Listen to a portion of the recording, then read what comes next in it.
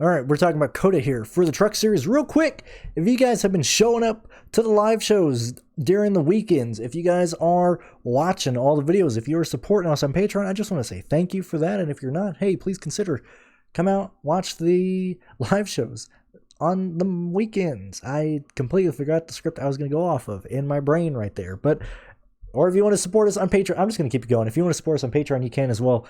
Link below, or you can follow the link in the description below. Let's talk about Cota. And real quick, I'm doing a lot of stuff this week for Bristol, for Richmond, for Martinsville. I think those are the places I want to focus on here. As I said in the Xfinity Series video, and as I said in the Cup Series, or as I said in the Truck Series video, or that one video, this is a horrible way to start. Place differential, not play, oh my gosh. Starting position is where I should really restart this. That's where the plays are going to be dictated, and the guys that are going to make or break a lot of lines. Like right now, I can tell you the picks right now. I'm going to tell you the guys that I'm really interested in right now. I love Kyle Larson. I love Austin Cindric. I love Martin Truex right now. I love Joey Logano. That's where we're at right now. Before we get to the rest of the picks, let's talk about last year's road courses. Just really quick, kind of get this in your head of every single road course was tainted with some sort of manipulation, destruction, or just farcity. Is that even a word? It is now. Daytona road course. NASCAR throws a fake yellow. And this is specifically if you're looking at average running position, which is why I would highly advise you to look at the lap by lap data and look at specific runs. Find the longest run, or find the run that explains to you what you're looking for in the race. Is it the run coming out of turn 2 or turn 2? Is it the run coming out of stage 2 going on what these teams expect to be the longest runs of the races? Are you looking at just specifically whatever the longest run of these road course races were last year? Whatever the case is, I want to look specifically at those longest runs if you are looking back at last year's data at all. For me, the data is something to look over, understand why it's there, understand what has happened, but don't live and die by that. I'm very much on that this is a new car, and I'm going to primarily be focusing on what these guys are doing in practice and what these cars look like they're going to do in the race, not necessarily going off of, oh, well, so-and-so has finished in the top. Actually, that's probably a good stat. Like if so-and-so finishes in the top 15 in every race last year, well, that's at least showing you, okay, he's pretty decent. We can then, carry that into looking at how he's doing the practice data on Friday. Whatever the case is, Daytona Road Course, NASCAR throws a phantom yellow because it's raining. It's not raining, and they want another restart.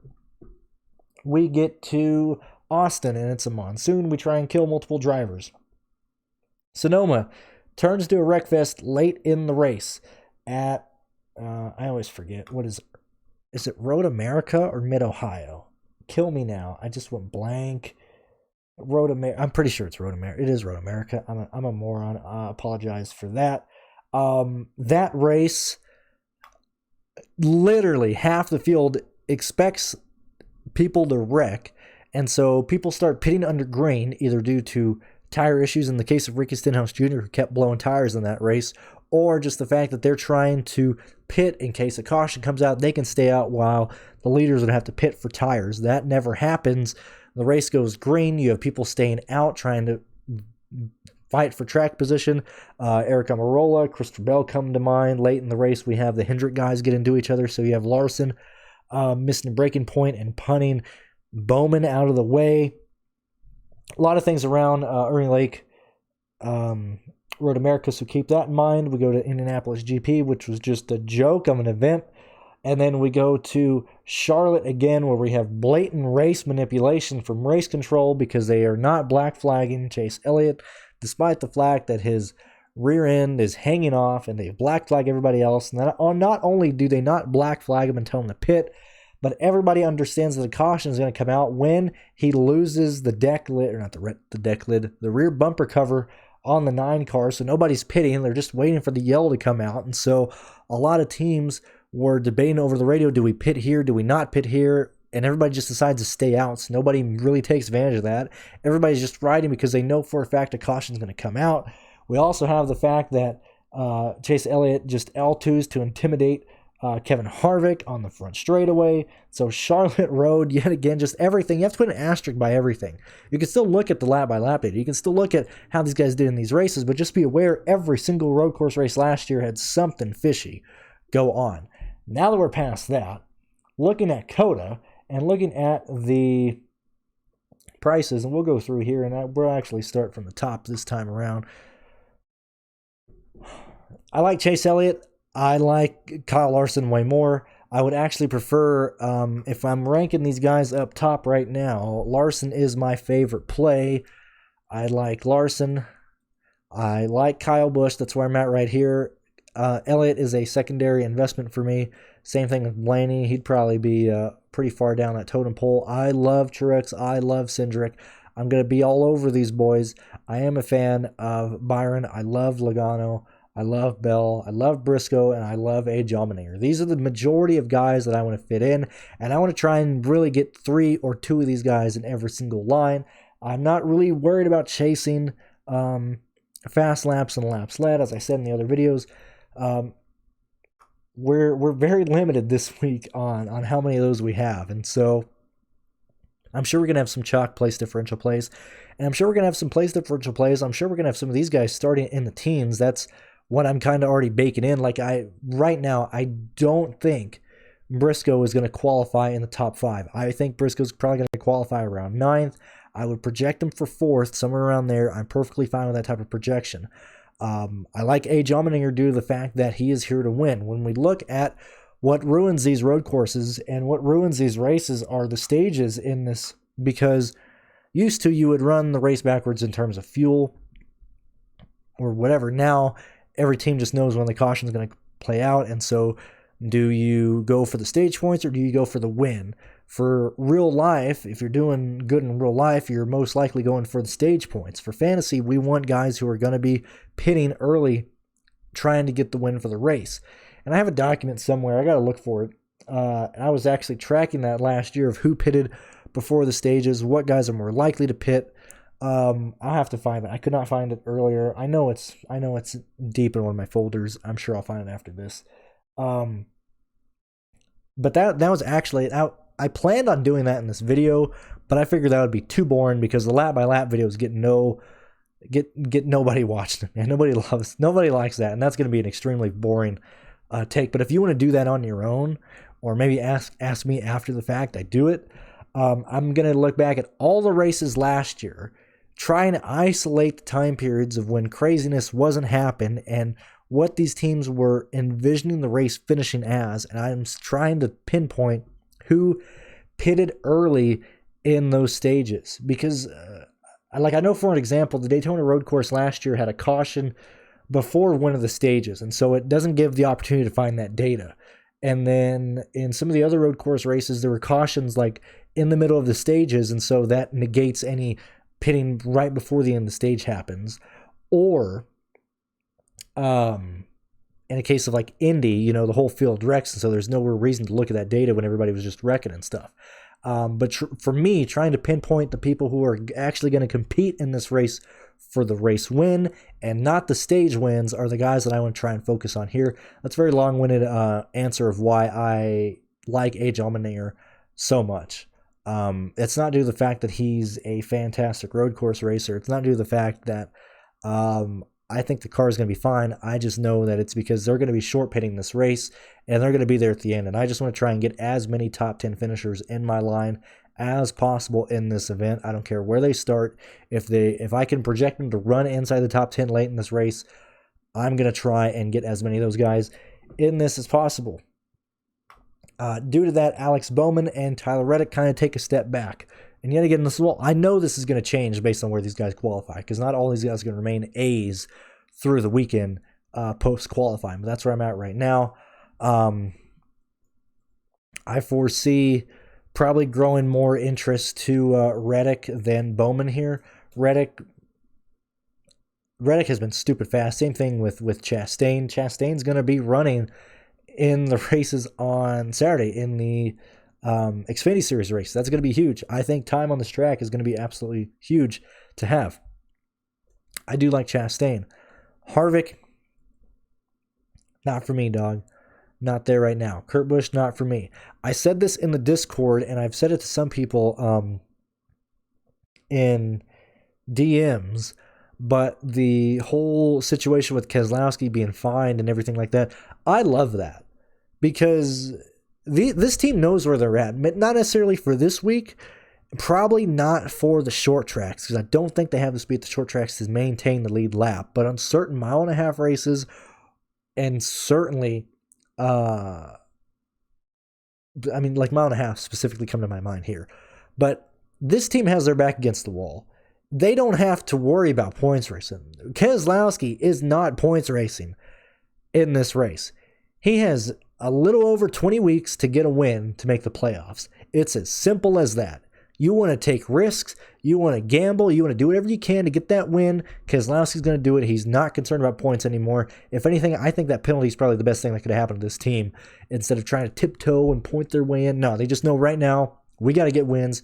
We got to absolutely play galaxy brain strategies here.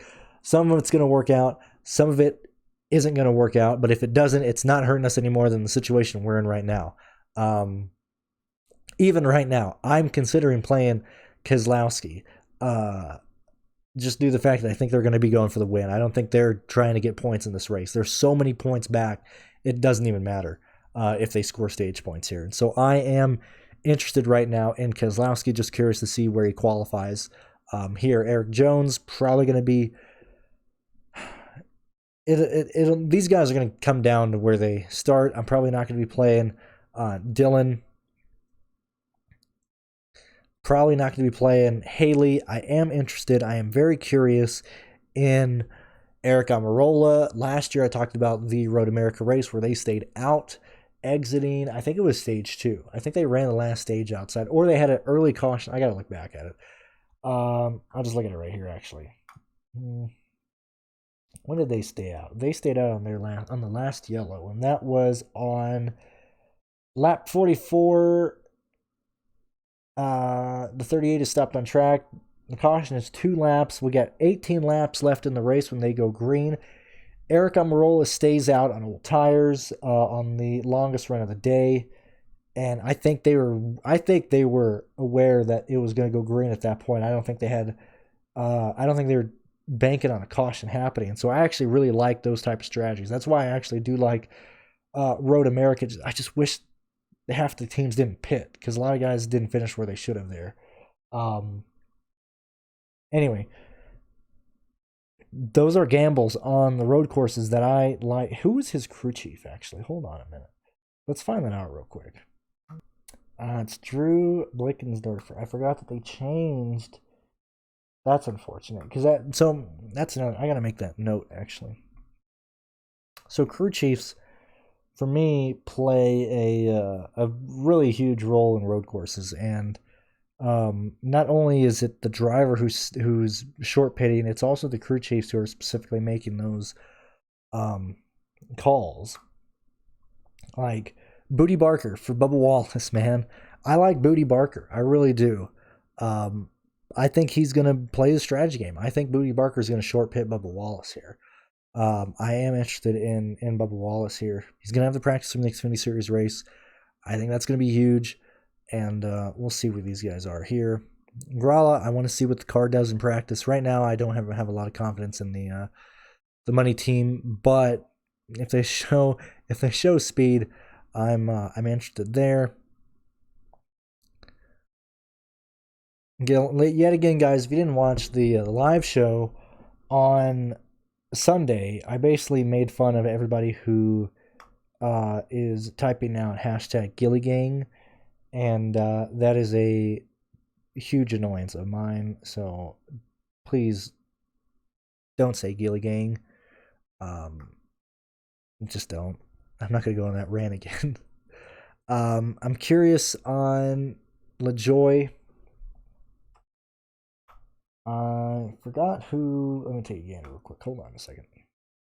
Oh no, wait. As I looked this up, I don't even remember. Andy Lally is, whose car is he in? He's either in BJ's car or, let's look at, like, this is what I mean. This inspires confidence, man.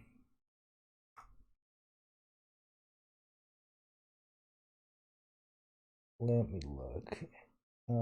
Yeah, here we go.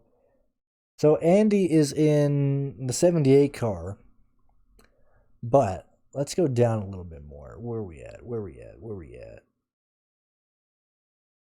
Has someone who know what is this? Continue going down. Let's see if he deleted it real quick here.